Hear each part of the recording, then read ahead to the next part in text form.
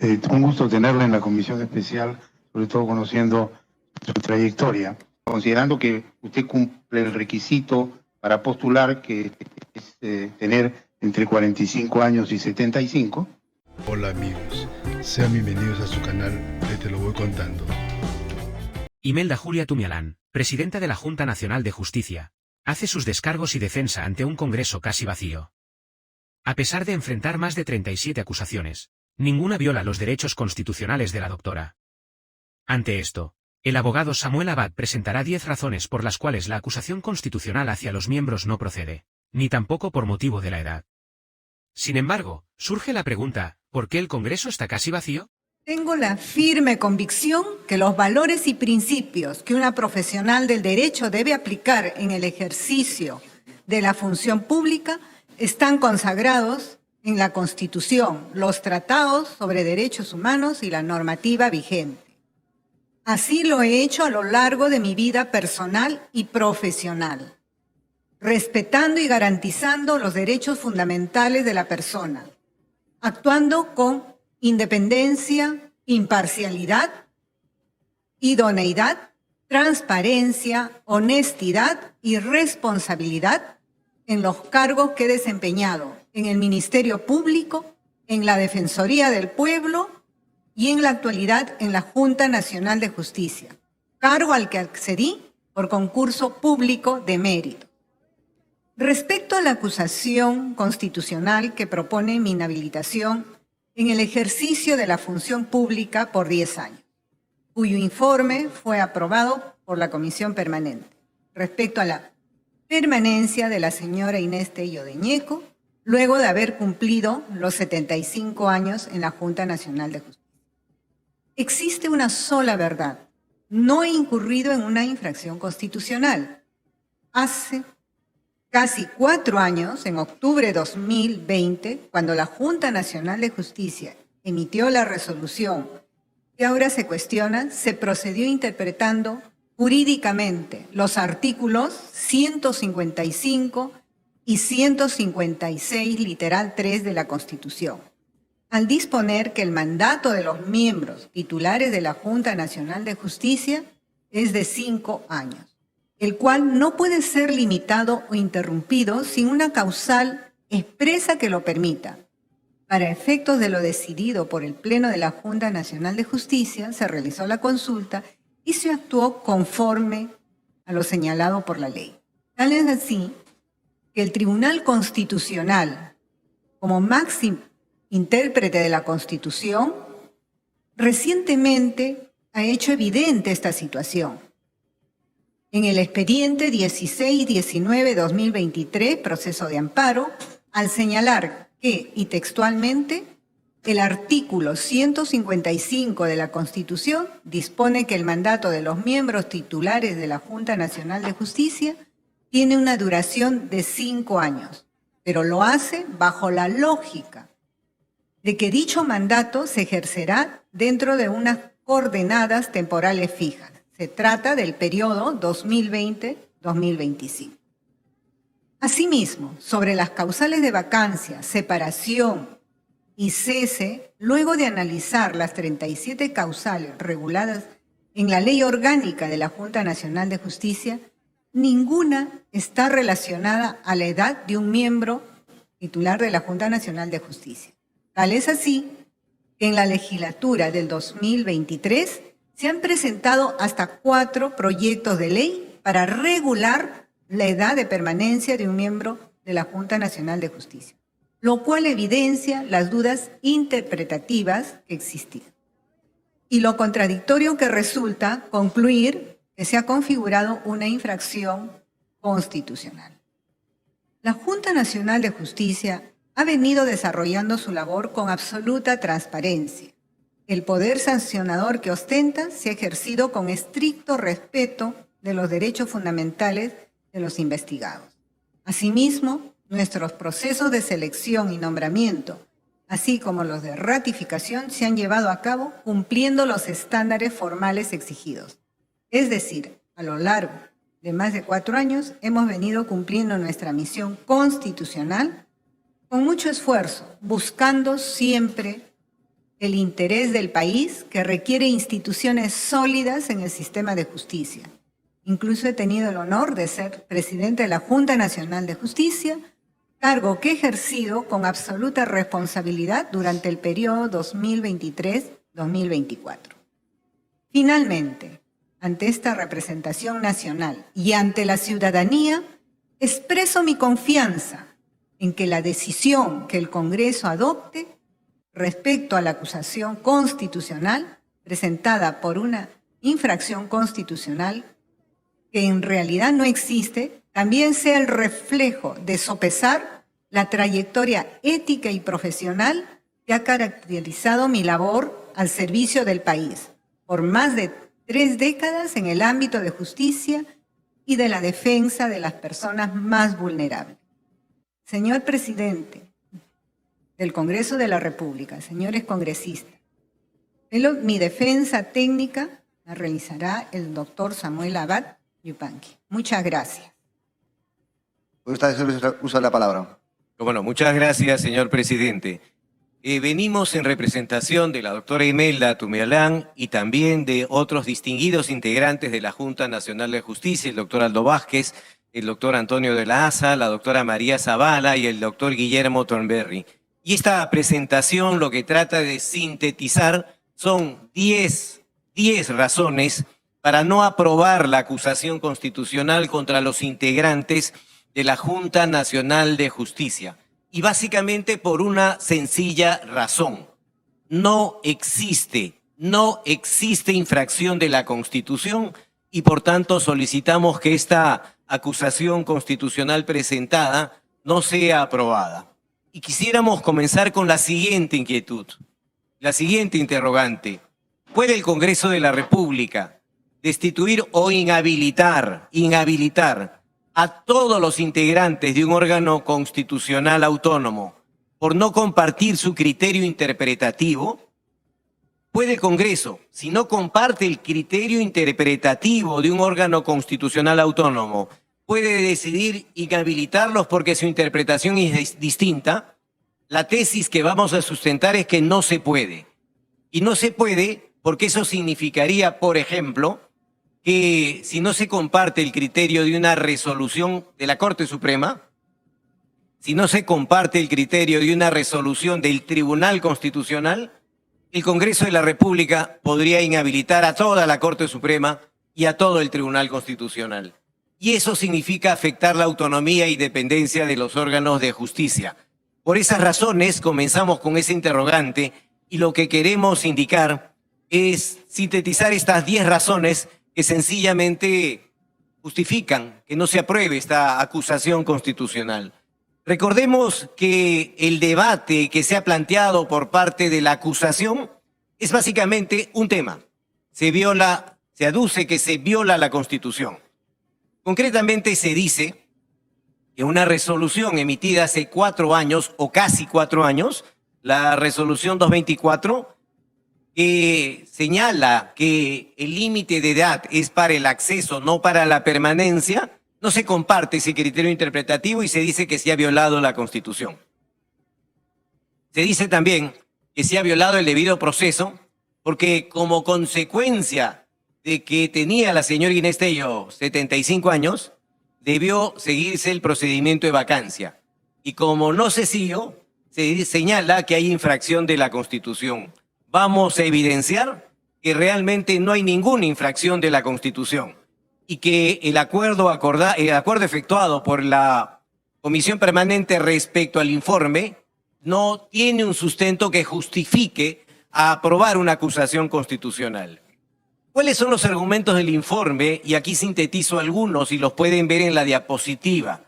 Los argumentos del informe de la Subcomisión de Acusaciones Constitucionales aprobados por el Pleno son, primero, basarse en una interpretación literal de la Constitución respecto al límite de edad. Señalar además que la comisión que eligió a los integrantes de la Junta, por unanimidad, lo interpretó así. En segundo lugar, dicen que se debió iniciar un procedimiento de vacancia y que como no se inició, hay responsabilidad solidaria que involucra a todos los integrantes de la Junta. agrega que la juramentación que se efectuó no tiene relevancia. Señala que si se incumple un requisito de la edad, 75, se pierde la calidad de miembro y termina indicando que Servir ni la Junta Nacional de Justicia pueden interpretar la Constitución. Y que como el informe de Servir fue elaborado por un economista, no tiene mayor relevancia, no tiene mayor valor. Vamos a demostrar por qué esos argumentos no son argumentos válidos, no tienen sustento jurídico. Y por eso desarrollaremos las 10 razones que demuestran que no existe infracción de la Constitución que justifique aprobar esta acusación constitucional. En primer lugar, la primera razón. En realidad lo que está ocurriendo con este debate es que la denuncia abre los ojos para ver un artículo de la Constitución. Solamente abre los ojos para ver el artículo que señala que para ser miembro de la Junta se requiere tener 45 y no mayor de 75 años. Abre los ojos y lee ese artículo.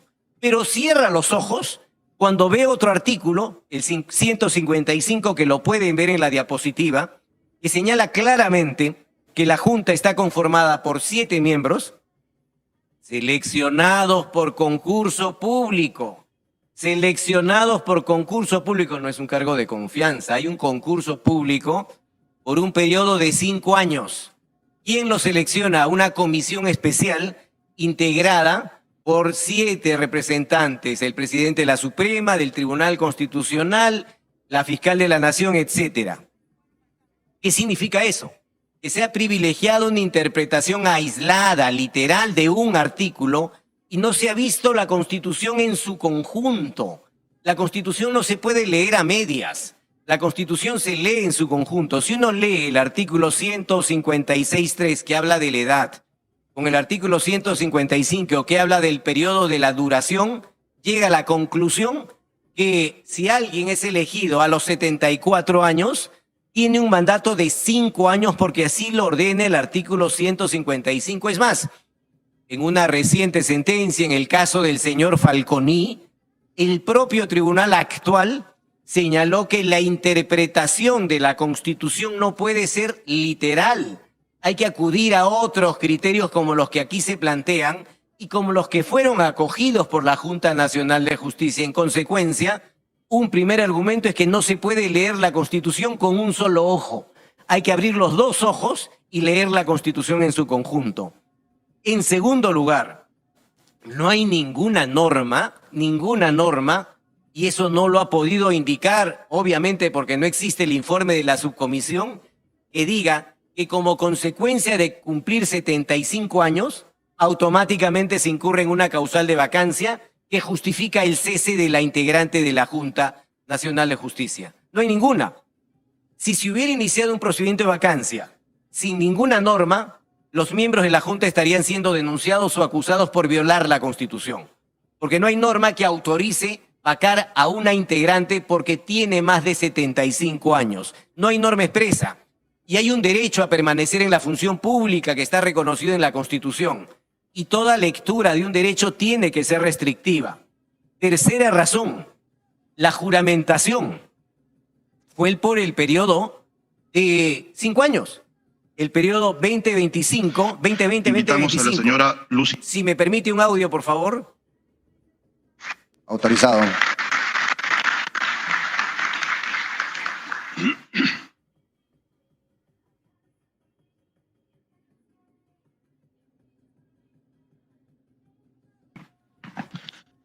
Doctora Luz Inés Tello de Ñeco, ¿jura usted por Dios y por la patria cumplir con las obligaciones que le impone su nombramiento como miembro titular de la Junta Nacional de Justicia para el periodo 2020-2025? Sí, juro. Si así lo hiciere, que Dios y la patria la premien, o si no, le demanden. Vale decir, la juramentación fue efectuada por 5 años. Si hubiera habido consenso en la comisión especial que veía un concurso público, pensaba que ella debía dejar el cargo a los 75 años, el juramento de ella no hubiera sido por 5 años. hubiera sido por 8 meses. Pero como demostraremos luego, el consenso mayoritario en la comisión especial fue que ella permanecía en el cargo hasta superando los 75 años. ¿Por qué?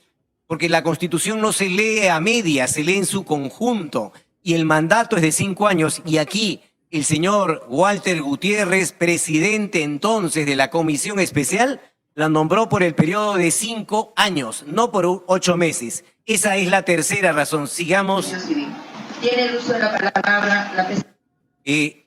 La cuarta razón, sencillamente, es que no se ha incumplido ningún requisito. El informe de la subcomisión dice que se había incumplido algún requisito, pero como hemos evidenciado a partir de una lectura integral de la Constitución, el límite de los 75 años es para el acceso, no para la permanencia, que es por 5 años. No se puede comparar con el caso de los jueces, porque en el caso de los jueces hay una norma expresa que dice que cesan a los 70 años.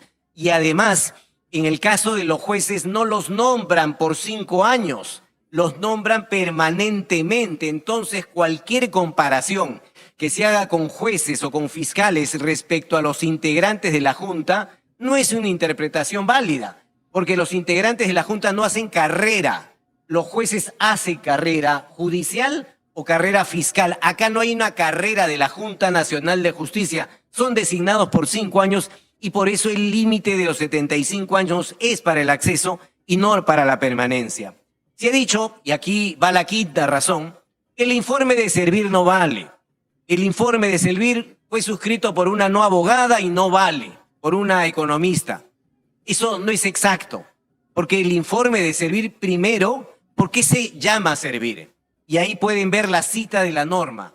A diferencia de la comisión especial, la ley orgánica de la Junta Nacional de Justicia tiene una norma expresa, la están viendo en la diapositiva, donde señala que la Junta Nacional de Justicia se encuentra bajo el régimen de la Ley del Servicio Civil.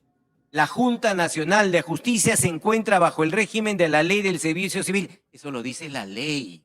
Eso lo dice la ley. Por eso se acudió a pedir una opinión de Servir. No es que sea algo discrecional o no. Y es una posición institucional. Si me permite un audio adicional, señor presidente. Autorizado.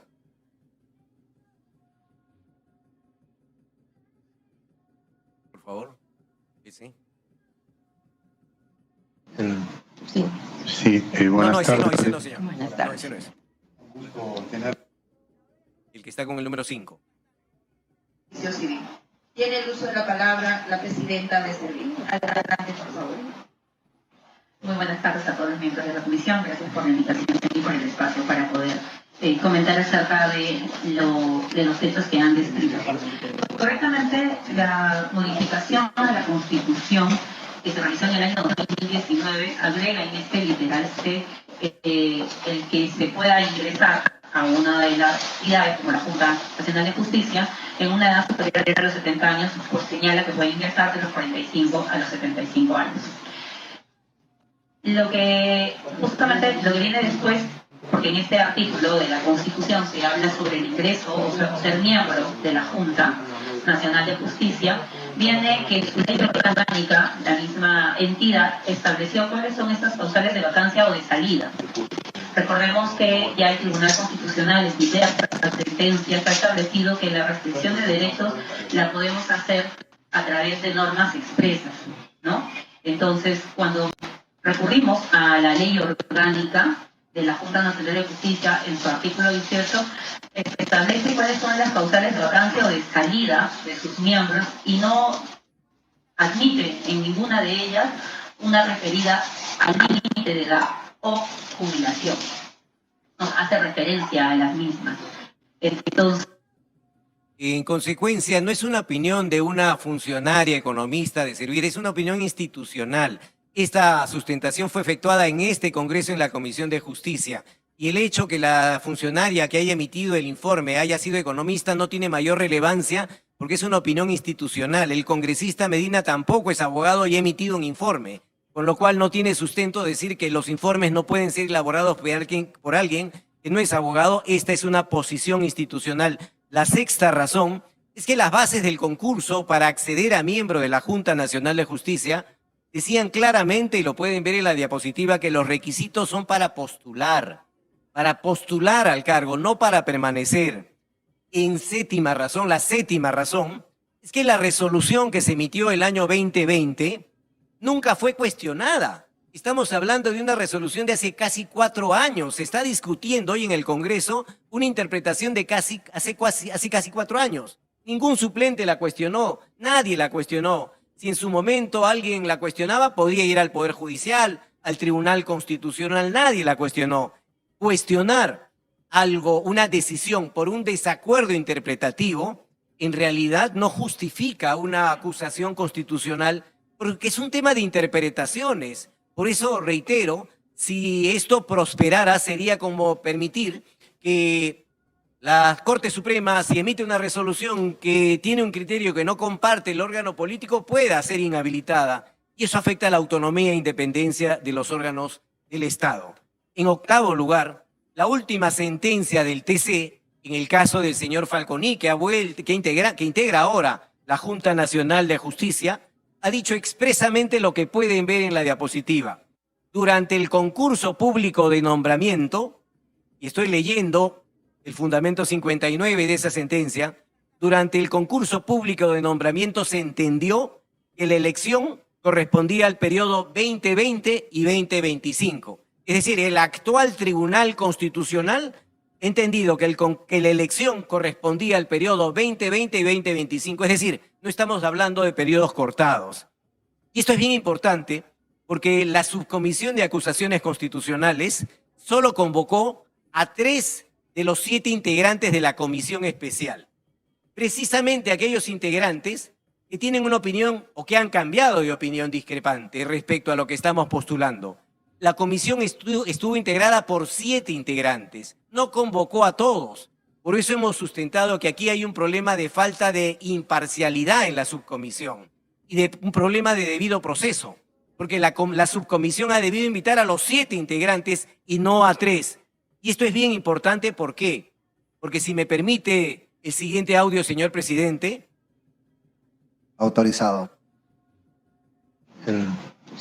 Sí, buenas tardes. Es la entrevista del integrante de la Comisión Especial Blume a la doctora Inés Tello. Un gusto tenerla en la Comisión Especial, sobre todo conociendo su trayectoria. De llegar usted a ser miembro de la Junta Nacional de Justicia, con toda la experiencia vivida que usted tiene, ¿qué medidas tomaría en términos inmediatos, concretos, al asumir el cargo?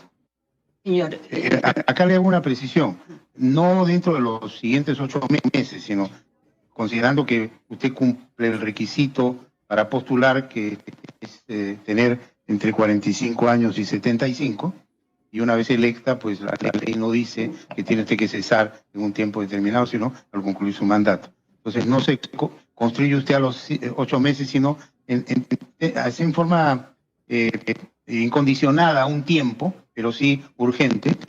¿Qué medidas tomaría?